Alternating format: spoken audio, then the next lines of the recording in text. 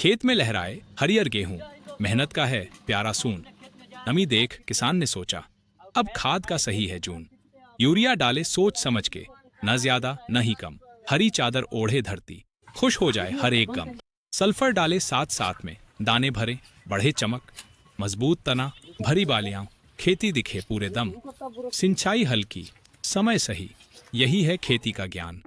संतुलन में जो खाद डाले वही किसान बने। एक, यूरिया डालते समय ध्यान रखने योग्य बातें। समय पहली खुराक, बुआई के 20 से 25 दिन बाद पहली सिंचाई के साथ दूसरी खुराक। 40 से 45 दिन बाद दूसरी सिंचाई के साथ। मात्रा सामान्यतः 100 से 120 किलो यूरिया प्रति एकड़। तरीका, यूरिया हमेशा नमी वाली मिट्टी में डालें। सूखी मिट्टी में डालने से नाइट्रोजन उड़ जाती है।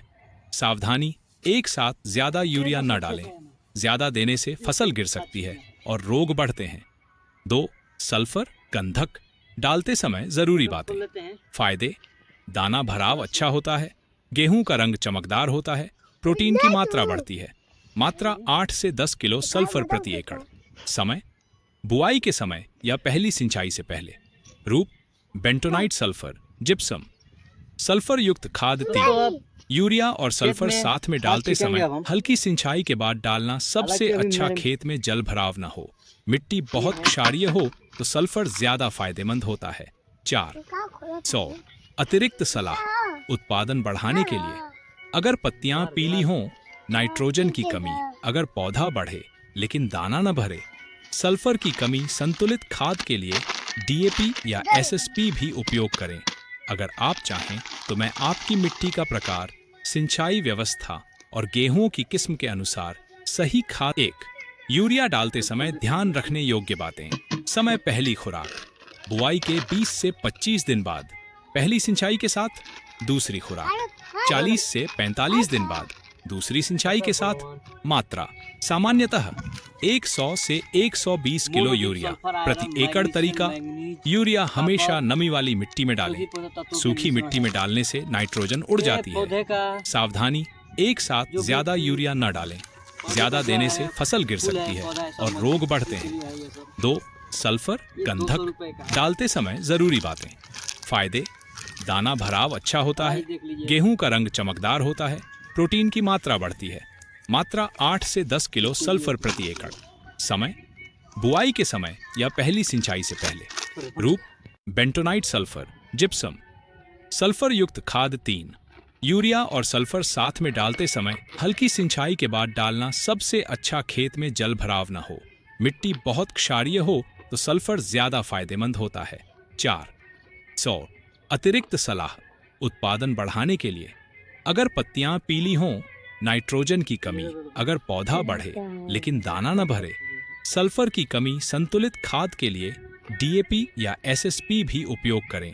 अगर आप चाहें तो मैं आपकी मिट्टी का प्रकार, सिंचाई व्यवस्था और गेहूं की किस्म के अनुसार सही खाद की पूरी योजना बना सकता हूं।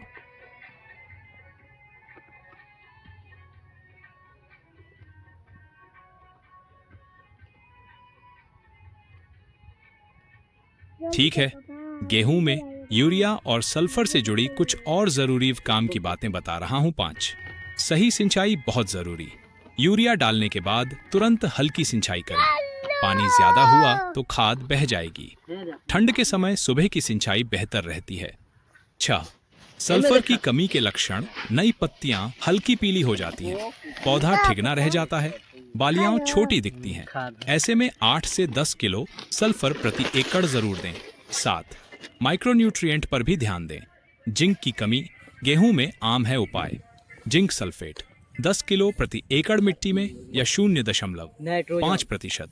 जिंक का छिड़काव। 8, खाद डालते समय आम गलतियां। सूखी मिट्टी में यूरिया डाल देना एक साथ बहुत ज्यादा। यूरिया ठंड में शाम को सिंचाई न। अच्छी उपज के लिए संतुलन, केवल यूरिया पर निर्भर न रहें। Nitrogen plus phosphorus plus potash plus sulphur बराबर अच्छी फसल। 10, अनुमानित लाभ, सही खाद देने से दाने भारी होंगे, बालियां भरी रहेंगी, 15 से 25% तक उपज बढ़ सकती है। अगर आप चाहें तो बताइए, गेहूं की किस्म, बुआई की तारीख, अभी तक कितनी खाद दी है? मैं उसी हिसाब से पूरा खाद गिरणारे